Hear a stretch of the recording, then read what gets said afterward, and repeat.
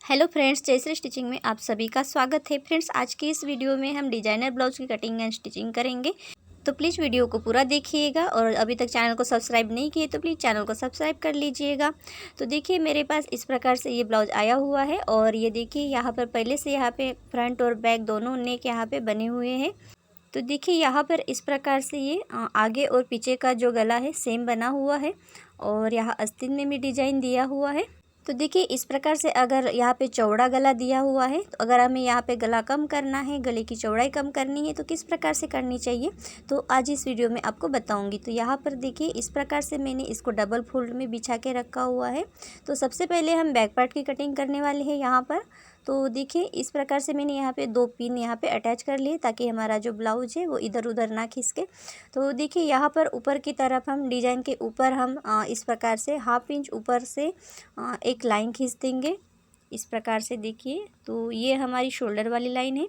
अब यहाँ पर हम गले की चौड़ाई ले लेते हैं। तो यहाँ पर देखिए ये 1/2 इंच एक्स्ट्रा है, तो इस प्रकार से 1/2 इंच छोड़ के हमें यहाँ पे मार्किंग करनी है। अब देखिए ये जो यहाँ पे 1/2 इंच एक्स्ट्रा आया हुआ है, इसको कैसे यहाँ पे एडजस्ट करना है मैं आपको ये वीडियो में आगे बताऊंगी, तो प्लीज़ वीडियो को देखते रहिएगा। अब देखिए यहाँ पर हम शोल्डर की मार्किंग कर लेते हैं। तो जो मैंने मार्किंग की है वहीं से हमें यहाँ पे शोल्डर की मार्किंग करनी है। तो यहाँ पर मैं 5.25 इंच शोल्डर ले रही हूँ। अब देखिए यहाँ से इस प्रकार से इसको तिरछा खींच देंगे इस लाइन को। और देखिए यहाँ पर शोल्डर हमने 5.25 इंच लिया है, तो इस प्रकार से सेम मार्किंग कर लेंगे 5.25 इंच पर और सीधी लाइन खींच देंगे। अब देखिए इस प्रकार से सीधी लाइन खींचने के बाद यहाँ पर हम आर्म होल की लंबाई ले लेंगे। तो इसको मैं थोड़ा अच्छे से डार्क कर लेती हूँ। अब देखिए आर्म होल की लंबाई हम बाद में ले लेंगे। सबसे पहले हम यहाँ पे ब्लाउज की लंबाई का निशान लगा लेते हैं। तो 14 इंच ब्लाउज की तैयार लंबाई है, तो उसमें 1 इंच हम प्लस करके यहाँ पे 15 इंच पर इस तरह से मार्किंग कर लेंगे। तो अब यहाँ पर एक सीधी लाइन खींच देंगे। अब देखिए यहाँ पर अब आर्म होल की लंबाई ले लेते हैं। तो जितना हमने शोल्डर लिया हुआ है उतना ही हमें यहाँ पे 5.25 इंच पर इस तरह से मार्किंग कर लेना है। ये देखिए मैंने इस प्रकार से यहाँ पे मार्किंग कर लिया है। अब यहाँ पर हम स्केल की मदद से एक सीधी लाइन खींच देंगे। अब इसके बाद यहाँ पर हम चेस्ट का 4th पार्ट लेंगे। 34 इंच चेस्ट साइज़ है, तो 34 का यहाँ पर 4th पार्ट होगा 8.5 इंच। तो 8.5 इंच पर हम इस तरह से मार्किंग कर लेंगे। ये देखिए, और 1.5 इंच यहाँ पर मार्जिन ले लेंगे। आप चाहे तो 2 इंच भी ले सकते हैं। अब यहाँ पर हम आर्म होल का शेप दे देंगे। तो इस प्रकार से देखिए मैंने आर्म होल की गोलाई दे दी है। अब देखिए यहाँ पर आर्म होल की गोलाई देने के बाद इस तरह से आपको आर्म होल ज़रूर चेक कर लेना चाहिए। इस ब्लाउज में आर्म होल है 7.25 इंच, तो यहाँ पर बराबर 7.25 इंच आ रहा है। आपके ब्लाउज में जो भी आर्म होल हो वो आप चेक कर लीजिएगा। अब देखिए यहाँ पर कमर का 4th पार्ट लेंगे। अब कमर है 29 इंच, तो उसका मैंने 7.25 इंच यहाँ पर लिया 4th पार्ट, और 1 इंच लिया टक्स के लिए और 1.5 इंच लिया मार्जिन के लिए। अब देखिए यहाँ पर मैंने इस तरह से सीधी लाइन खींच दी है। अब यहाँ इस साइड देखिए 1/2 इंच पर मार्किंग करेंगे और यहाँ पर देखिए पीछे के टक्स के लिए हमें यहाँ 4 इंच पर मार्किंग करनी है। और यहाँ पर देखिए इसको इस तरह से तिरछा मिला देंगे। तो देखिए फ्रेंड्स, यहाँ पर हमारा ये पीछे का जो पल्ला है बिल्कुल रेडी है। अब हम इसको कट कर लेंगे। तो फ्रेंड्स यहाँ पर मैं आपको एक चीज़ बताना चाहूँगी। देखिए यहाँ पर मैंने जो शोल्डर और आर्म होल की लंबाई ली है वो मैंने गले की डीपनेस के हिसाब से ली है। यहाँ पर जितना यहाँ पे गला बना हुआ है उतना ही मुझे गला रखना है। यहाँ पर जो गला बना हुआ है वो ज़्यादा डीप भी नहीं है, और अगर हम बोट नेक बनाना चाहें तो वो भी नहीं बन सकता। तो इसके हिसाब से ही मैंने यहाँ पे आर्म होल की लंबाई और शोल्डर्स लिए हुए हैं। अब देखिए यहाँ पर हम फ्रंट पार्ट की कटिंग करेंगे। तो इस प्रकार से देखिए मैंने सेम पिन यहाँ पे लगा के रखे हुए हैं। अब यहाँ पर देखिए हमें फ्रंट पार्ट की कटिंग करनी है, तो उसके लिए हमें यहाँ पे हुकाई पट्टी के लिए यहाँ पे 1/2 इंच एक्स्ट्रा लगेगा। तो देखिए यहाँ पर ये पहले से 1/2 इंच एक्स्ट्रा है, तो ये हमारे हुकाई पट्टी यहाँ पे बन जाएगी। अब देखिए ऊपर से हम इस तरह से एक सीधी लाइन खींच देंगे। जो हमारा गले का डिजाइन बना हुआ है उसके ऊपर हमें 1/2 इंच एक्स्ट्रा लेके इस प्रकार से एक लाइन खींच देनी है। अब देखिए हुकाई पट्टी वाली जो मार्जिंग है उसको मैं इस प्रकार से सीधा कर देती हूँ। तो फ्रेंड्स यहाँ पर देखिए कैमरा ऑफ होने के कारण कटिंग का कुछ हिस्सा जो है वो रिकॉर्ड नहीं हो पाया है, तो उसके लिए मैं आपसे माफ़ी चाहती हूँ। देखिए पीछे वाले पल्ले में हमने जो शोल्डर और आर्म होल की लंबाई ली थी उतना ही मैंने यहाँ भी लिया हुआ है। अब देखिए यहाँ पर मैंने चेस्ट का 4th पार्ट लिया है और 1.5 इंच एक्स्ट्रा लेंगे मार्जिन के लिए। तो देखिए इस प्रकार से हमने पीछे वाले पल्ले में आर्मोल की गोलाई दी थी, तो सेम गोलाई मैंने यहाँ पर भी दी है। अब इससे क्या होगा कि हमें फ्रंट आर्मोल की गोलाई देने में आसानी होगी। अब देखिए यहाँ पर हम इस तरफ 1/2 इंच लेंगे अंदर की तरफ और इस तरह से मार्किंग करेंगे और यहाँ पर देखिए इसको हम शोल्डर के साथ इस तरह से मिला देंगे और यहीं से हम फ्रंट आर्मोल का शेप दे देंगे। तो देखिए यहाँ पर मैंने फ्रंट आर्मोल का शेप दे दिया है 1/2 इंच की दूरी से। अब देखिए यहाँ पर हम बस्ट का मार्किंग करेंगे, तो बस्ट पॉइंट है यहाँ पर 10 इंच, 10.5 इंच पर हम मार्किंग करेंगे क्योंकि 1/2 इंच हमारा शोल्डर में चला जाएगा। अब देखिए यहाँ पर हम चेस्ट का 10वां हिस्सा लेंगे, तो 3.5 इंच पर हम मार्किंग करेंगे 1/2 इंच छोड़ के। तो यहाँ पर देखिए नीचे की तरफ मैंने 1/2 इंच ले लिया है एक्स्ट्रा, क्योंकि हम यहाँ पे 1 टक्स ब्लाउज की कटिंग करने वाले हैं। अब यहाँ पर भी हम 3.5 इंच पर मार्किंग करेंगे 1/2 इंच छोड़ के। तो देखिए इस प्रकार से मैंने 3.5 इंच पर मार्किंग की है। अब इसके इस तरफ हम 1 इंच लेंगे और दूसरे तरफ भी 1 इंच, तो दोनों तरफ मैंने 1-1 इंच ले लिया है। तो ये हमारा टक्स हो जाएगा यहाँ पर। तो इस प्रकार से हम इसको मिला देंगे। अब इसको देखिए इस प्रकार से स्केल की मदद से तिरछा खींच देंगे। अब यहाँ पर 1/2 इंच छोड़ के हमें इसको नापना है, ये कितना आ रहा है, ये 3 इंच यहाँ पर आ रहा है। अब 3 इंच को यहाँ पर रखेंगे और कमर का यहाँ पे 4 पार्ट लेंगे 7.25 इंच। तो इस प्रकार से देखिए मैंने 7.25 इंच पर मार्किंग की है और 1.5 इंच एक्स्ट्रा लिया है मार्जिन के लिए। अब यहाँ पर इसको हम इस तरह से तिरछा मिला देंगे और मार्जिन वाली जो लाइन है उसको भी सीधा कर लेंगे। अब पीछे वाला पल्ला लेंगे और इसको इस तरह से रखेंगे। तो देखिए यहाँ पर हम इसको बराबर अच्छे से मिला के रखेंगे। अब जहाँ तक हमारे पीछे वाले पल्ले की लंबाई है वहाँ पर हम इस तरह से मार्किंग करेंगे और इसको हम इस तरह से तिरछा खींच देंगे इस लाइन को और यहीं से हम इसकी कटिंग करेंगे। तो अब देखिए ये हमारा सामने का पल्ला रेडी है, अब हम इसको कट कर लेंगे। तो चलिए मैं इसको जल्दी से कट कर लेती हूँ। अब फिटिंग का जो निशान है वहाँ पर एक कट लगाएंगे और टक्स के ऊपर भी एक कट लगाएंगे। तो अब देखिए ये रेडी है, अब इसको हम साइड में रख लेंगे। अब देखिए आस्तीन की कटिंग यहाँ पर बची हुई है, लेकिन आस्तीन हम बाद में कट करेंगे। सबसे पहले हम अस्तर लेंगे और यहाँ पर हमने जो सामने और पीछे का पल्ला कट करके रखा हुआ है उसको हम यहाँ पे बिछा के अस्तर वाले पार्ट की कटिंग कर लेंगे। तो देखिए यहाँ पर मैंने इस प्रकार से इसको बिछा के रखा हुआ है। अब चलिए यहाँ पर मैं जल्दी से इसको कट कर लेती हूँ। कट करते हुए वक्त यहाँ पे देखिए आपको एक बात का ध्यान रखना है, अस्तर वाला जो पार्ट है आपको थोड़ा एक्स्ट्रा छोड़ के इसको कट कर लेना है। अब चलिए इस वाले पार्ट को भी हम यहाँ पे कट कर लेंगे। तो देखिए यहाँ पर मैंने इसको भी कट कर लिया है। अब देखिए ये जो है सामने वाला पल्ला है, तो यहाँ पर ये जो भी एक्स्ट्रा कपड़ा है आगे पीछे है तो इसको बराबर कर लेंगे। तो देखिए मैंने इसको बराबर कर लिया है। अब देखिए हमारे पास जो अस्तर बचा हुआ है उसमें से हम अपने आस्तीन की कटिंग करेंगे। तो देखिए यहाँ पर मैंने इसको 4 फोल्ड बिछा के रखा हुआ है। अब नीचे बॉटम में मैंने एक सीधी लाइन खींच दी है और यहीं से हम आस्तीन की लंबाई का निशान लगाएंगे। 6 इंच आस्तीन की लंबाई है तो 7 इंच पर मार्किंग करेंगे और यहाँ पर देखिए इस प्रकार से इसको सीधा कर देंगे। अब देखिए 7 इंच लंबाई है तो इसका हाफ करेंगे यहाँ पर इस तरह से और यहाँ पर एक मार्किंग करेंगे और देखिए यहाँ से हम इसको इस तरह से तिरछा रखेंगे टेप को और आर्मोल जो है हमारे 7.25 इंच, तो 7.25 इंच पर इस तरह से मार्किंग करेंगे और 1.5 इंच एक्स्ट्रा लेंगे मार्जिन के लिए। अब इसको हम इस तरह से तिरछा मिला देंगे इस लाइन को। इस प्रकार से तिरछा मिलाने के बाद यहाँ पर हम आस्तीन की गोलाई देंगे, तो उसके लिए हमें इस तरह से टेप को रखना है और इसका हाफ करना है और यहाँ पर ऊपर की तरफ भी हम 1/2 इंच पर मार्किंग करेंगे और यहीं से हम आस्तीन की गोलाई दे देंगे। तो देखिए मैं यहाँ पर इस तरह से गोलाई दे देती हूँ। तो यहाँ पर आस्तीन की गोलाई मैंने दे दी है। अब मोहरी का मार्किंग करेंगे, 5.25 इंच मोहरी है तो 5.25 इंच पर मार्किंग करेंगे और 1.5 इंच एक्स्ट्रा लेंगे मार्जिन के लिए। अब यहाँ पर इसको इस तरह से मिला देंगे। अब हमारा आस्तीन का ड्राफ्टिंग कंप्लीट है, इसको कट कर लेंगे।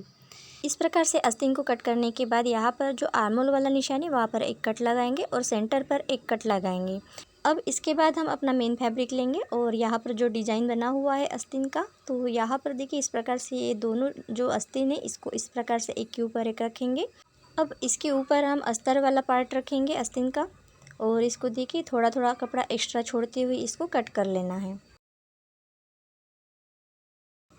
तो यहाँ पर हमने आस्तीन को कट कर लिया है। तो यहाँ पर आप देख सकते हैं हमने पूरे ब्लाउज की कटिंग कर ली है। अब हम चलते हैं मशीन की तरफ और इसका स्टिचिंग स्टार्ट करते हैं। तो चलिए मशीन की तरफ चलते हैं।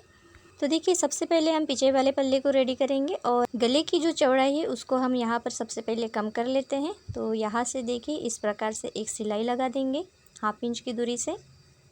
तो इस प्रकार से देखिए मैंने सिलाई लगा दी है। अब हम अस्तर वाला पार्ट लेंगे और यहाँ पर हम इसको इस प्रकार से देखिए उल्टी साइड ऊपर की तरफ रखेंगे और सीधी साइड नीचे की तरफ रखेंगे। और यहाँ पर हम गले के ऊपर इस तरह से सिलाई लगा देंगे और अपना यहाँ पे गला रेडी कर लेंगे। तो देखिए यहाँ पर मैंने इस प्रकार से सिलाई लगा दी है। अब नीचे की तरफ से हम 1/2 इंच की दूरी से इस तरह से एक सिलाई लगा देंगे। अब इसके बाद देखिए हम नेक कट कर लेंगे। नेक कट करने के बाद यहाँ पर इस प्रकार से छोटे छोटे कट्स लगाएंगे। ये देखिए, तो देखिए यहाँ पर मैंने इस प्रकार से कट्स लगा दिए हैं। अब इसको इस तरह पलटेंगे, देखिए इस प्रकार से सीधा कर लेंगे और अस्तर वाले पार्ट के ऊपर से देखिए इस प्रकार से एक दबाव के लिए सिलाई लगानी है। अब देखिए नीचे की तरफ से हमने एक सिलाई लगाई हुई है, तो उसके कारण ये जो नेक है पलटेगा नहीं पूरी तरह से, तो थोड़ी दूरी तक हमने इस सिलाई को लगाया है। अब दूसरी तरफ से भी हम इस सिलाई को लगाएंगे। तो देखिए इस प्रकार से अस्तर वाले पार्ट के ऊपर से आपको सिलाई चलानी है। ऐसा इसलिए करते हैं क्योंकि हमारा जो गला है वो आसानी से उल्टी साइड पलट जाता है और बहुत ही अच्छा फिनिशिंग आता है। अब देखिए नीचे की तरफ से हमने इसको अटैच किया है कमर की तरफ से, तो वहाँ पर भी इस प्रकार से दबाव के लिए एक सिलाई चला देंगे दोनों तरफ से। तो यहाँ पर देखिए मैंने ये दोनों तरफ से इस प्रकार से दबाव के लिए सिलाई लगा दी है। अब इसको हम सीधा कर लेते हैं। तो देखिए यहाँ पर मैंने इसको सीधा कर लिया है। तो आप देख सकते हैं हमारा जो गला है कितना अच्छे से ये पलट चुका है और देखिए कितना अच्छा यहाँ पे फिनिशिंग आया है गले के ऊपर भी। अब इसके बाद देखिए साइड साइड से भी हम इसको पूरा अटैच कर लेते हैं ब्लाउज को और अस्तर को। तो यहाँ पर मैंने देखिए अटैच कर लिया है और जो भी एक्स्ट्रा फैब्रिक है यहाँ पर अस्तर वाला पार्ट उसको कट कर लेंगे। तो यहाँ पर मैंने दोनों तरफ इस तरह से कट कर लिया है। अब इसके बाद देखिए टक्स में सिलाई लगा देंगे। तो देखिए यहाँ पर सिलाई लगाते समय आपको यहाँ पर चेक कर लेना है, अगर आपके ब्लाउज में स्टोन लगे हैं तो आपको इस तरह से आपको बराबर चेक कर लेना है, उसके बाद ही यहाँ पर आपको सिलाई लगानी, नहीं तो आपकी जो सुई है वो टूट सकती है स्टोन के ऊपर से। तो आपको इस बात का ध्यान रखना है। अब गले के ऊपर भी हम एक सिलाई लगा देंगे ताकि ये अच्छे से यहाँ पे बैठा रहे। अब पीछे का पल्ला हमारा रेडी है। अब हम सामने वाला पल्ला रेडी कर लेंगे। तो देखिए सामने वाला पल्ला हमने इस प्रकार से कट किया था, तो ये अस्तर वाला जो पार्ट है वो अलग अलग है। तो यहाँ पर हम इसको भी इस तरह से यहाँ पे अलग कर लेते हैं, इसका जॉइंट खोल देंगे। तो इस प्रकार से देखिए मैंने ये जॉइंट खोल लिया है क्योंकि हमारा ये फ्रंट ओपन है ब्लाउज। अब इसके बाद देखिए अस्तर वाला पार्ट लेंगे और इसको इस तरह से अच्छे से बिछा के रखेंगे और यहाँ पर देखिए इस प्रकार से गले के ऊपर एक हम सिलाई चला देंगे। तो देखिए मैंने ये सिलाई लगा दी है। अब दूसरा वाला भी पार्ट लेंगे और यहाँ पर भी हम इस प्रकार से सिलाई लगा देंगे। तो अब देखिए यहाँ पर हम नेक की कटिंग कर लेते हैं।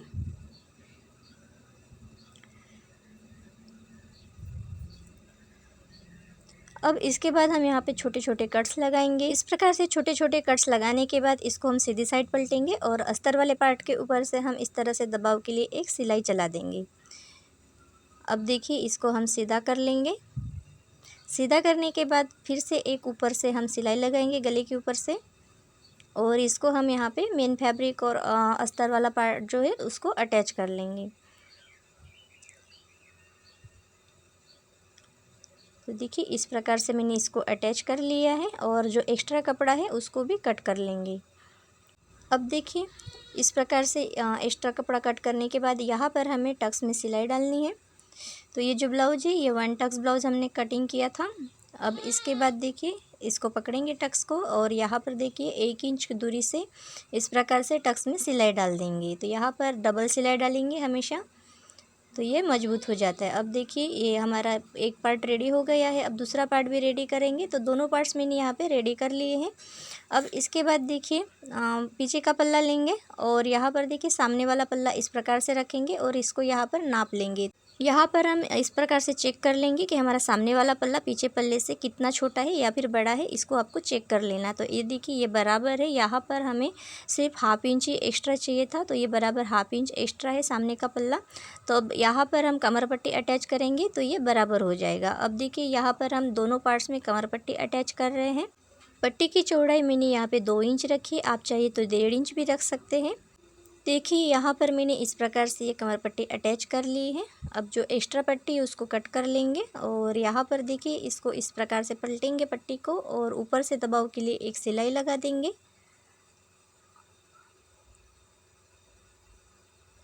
देखिए इस प्रकार से दबाव के लिए ऊपर से एक सिलाई लगाते हैं तो हमारी जो ये पट्टी है वो आसानी से उल्टी साइड पलट जाती है। तो देखिए इसको हम इस तरह से पलटेंगे और यहाँ पर देखिए आप चाहे तो हाथ से तुरपाई भी कर सकते हैं इस तरह से पट्टी पलट के, या फिर मशीन से इस प्रकार से डायरेक्ट सिलाई भी चला सकते हैं। तो यहाँ पर देखिए मैं डायरेक्ट सिलाई यहाँ पे लगा रही हूँ, आप चाहे तो हाथ से तुरपाई भी कर सकते हैं। तो देखिए यहाँ पर दोनों पार्ट्स में मैंने इस प्रकार से सिलाई लगा दी है। अब इसके बाद देखिए हम यहाँ पर हुक और आई पट्टी को अटैच करेंगे। तो सबसे पहले आपको इसको इस तरह से चेक कर लेना है, कोई छोटा बड़ा है तो नहीं, छोटा बड़ा अगर है तो इसको आप बराबर कर लेंगे। तो देखिए यहाँ पर आप देख सकते हैं हमें यहाँ कुछ भी करने की ज़रूरत नहीं है, ये दोनों बराबर है दोनों पल्ले।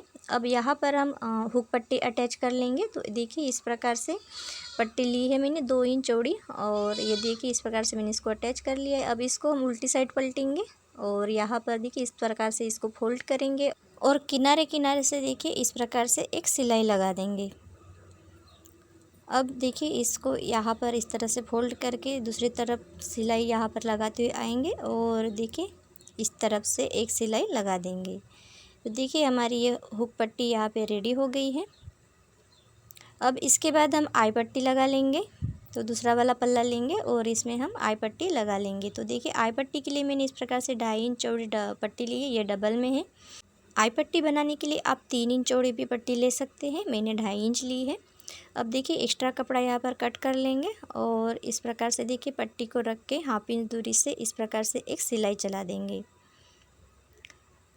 अब देखिए पट्टी को सीधी साइड पलटेंगे और इस प्रकार से जो हमने यहाँ पे सिलाई लगाई है 1/2 इंच दूरी से, तो उसी सिलाई वाले मार्जिन के ऊपर इसको इस तरह से रखना है और यहाँ पर देखिए इसको इस तरह से फोल्ड करेंगे बराबर और फिनिशिंग के साथ यहाँ पर सिलाई लगाएंगे। अब इसी सिलाई के साइड से हमें देखिए 1/2 इंच दूरी से इस प्रकार से एक और सिलाई लगानी है ताकि हम यहाँ पे आई बना सके। अब यहाँ पर देखिए हमारे दोनों पार्ट्स रेडी है। अब इनके हम शोल्डर्स अटैच कर लेते हैं पीछे वाले पल्ले के साथ। अब देखिए पीछे वाला पल्ला लेंगे और इस प्रकार से देखिए शोल्डर्स को अटैच कर लेंगे और इस तरह से सीधी साइड पलट के ऊपर से हम एक सिलाई और लगा देंगे ताकि अच्छे से बैठा रहे। अब दूसरा वाला पल्ला भी यहाँ पे अटैच कर लेते हैं। अब देखिए इस प्रकार से शोल्डर्स अटैच करने के बाद हमें यहाँ पे आस्तीन लगानी है। आस्तीन लगाने से पहले आपको यहाँ आगे पीछे का जो पल्ला है दोनों को आपको अच्छे से बराबर कर लेना है, उसके बाद ही आस्तीन अटैच करनी है। अब देखिए आस्तीन लेंगे अपना और यहाँ पर देखिए नीचे से हम 1/2 इंच दूरी से इस प्रकार से एक लाइन खींच देंगे। देखिए इस प्रकार से अगर हम लाइन खींचते हैं तो हम अगर बॉटम में सिलाई डालते हैं तो वो एक जैसी सिलाई लगेगी। तो देखिए यहाँ पर हम सेंटर पर एक कट लगाएंगे क्योंकि हमारा यहाँ आस्तीन में डिज़ाइन बना हुआ है, तो यहाँ पर देखिए बराबर सेंटर में आना चाहिए। इस प्रकार से मार्किंग करेंगे तो यहाँ पर हमें पता चल जाएगा हमारा सेंटर वाला हिस्सा कहाँ पर है।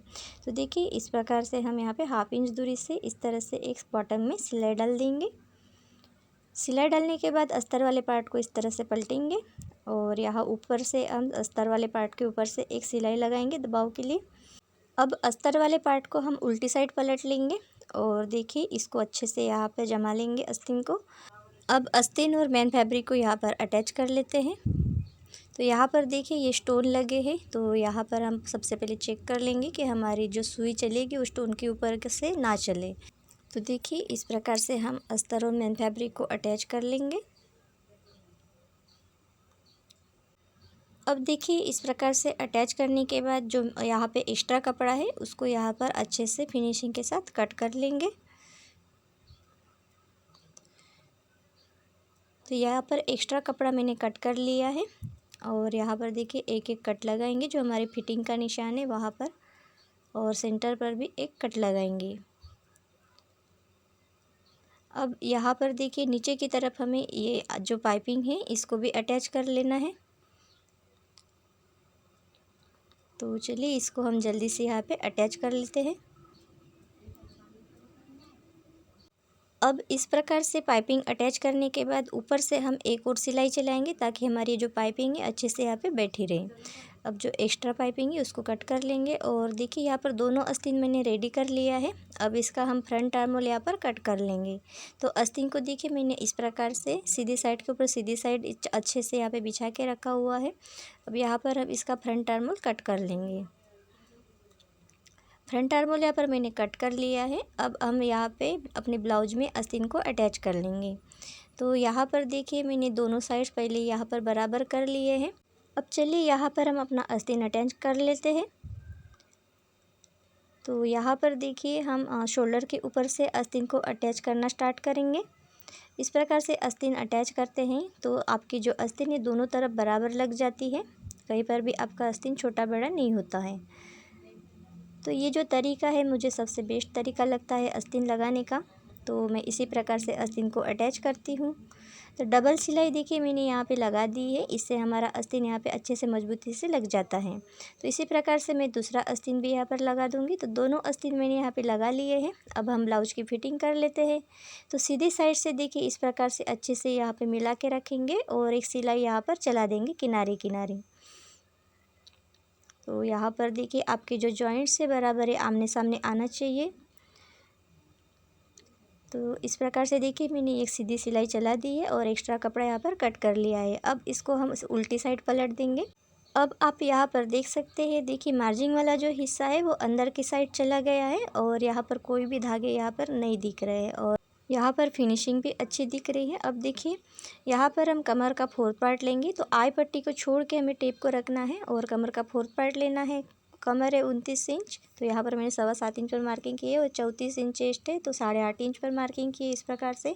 और मोहरी है 5.25 इंच, तो 5.25 इंच पर मार्किंग करेंगे। अब इन तीनों निशानों को मिलाते हुए आपको एक फिटिंग की सिलाई डाल देनी है। तो इस प्रकार से देखिए हमने यहाँ पे फिटिंग की सिलाई डाल दी है।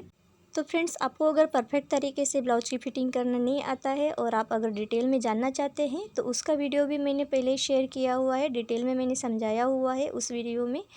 उस वीडियो का लिंक मैं डिस्क्रिप्शन बॉक्स में दे दूँगी, आप वहाँ देख सकते हैं। अब देखिए यहाँ पर हमने एक साइड का फिटिंग कर लिया है। अब दूसरे साइड का भी इसी प्रकार से हम फिटिंग कर लेते हैं। तो देखिए यहाँ पर हम इसको सीधा कर लेते हैं। अब देखिए दूसरे साइड का हम फिटिंग करेंगे। तो यहाँ पर भी मैंने देखिए सीधे साइड से सिलाई लगा के उल्टा पलट दिया है और साइड से एक सिलाई लगा दी है। अब देखिए यहाँ ये हुक पट्टी है तो इसको बराबर टेप को इस तरह से मिला के रखना है। कमर का 4 पार्ट लेना है और चेस्ट का 4 पार्ट यहाँ पर लेना है। 34 इंच का यहाँ पे 8.5 इंच हो जाएगा और 5.25 इंच पर हम इस तरह से मार्किंग करेंगे मोहरी का। अब यहाँ पर इन तीनों निशानों को मिलाते हुए हम यहाँ पे फिटिंग की सिलाई डाल देंगे। तो फिटिंग की सिलाई डालने के बाद आपको 2-3 सिलाई और यहाँ पे ज़रूर से लगाना है ताकि आपका जो कस्टमर है वो अगर उनको कोई एडजस्ट करना है, ब्लाउज को टाइट ढीला करना है तो वो कर सकते हैं घर पर ही। तो इस प्रकार से देखिए मैंने 2-3 सिलाई और एक्स्ट्रा डाल दी है। तो आप देख सकते हैं हमारा ये ब्लाउज जो है अब यहाँ पर रेडी हो गया है। तो फ्रेंड्स, आपको ये वीडियो कैसे लगी प्लीज़ कमेंट बॉक्स में कमेंट करके बताइएगा और वीडियो अच्छी लगी है तो एक लाइक करना ना भूलिएगा वीडियो को। तो फ्रेंड्स, चैनल को अभी तक सब्सक्राइब नहीं किया है तो प्लीज़ चैनल को सब्सक्राइब कर लीजिएगा, साथ ही में बेल आइकन को भी प्रेस कर लीजिएगा। और आप अगर मुझसे कुछ पूछना चाहते हैं सिलाई से रिलेटेड तो आप कमेंट करके पूछ सकते हैं। तो आज की वीडियो में बस इतना ही, मिलते अगली वीडियो में। Thank you.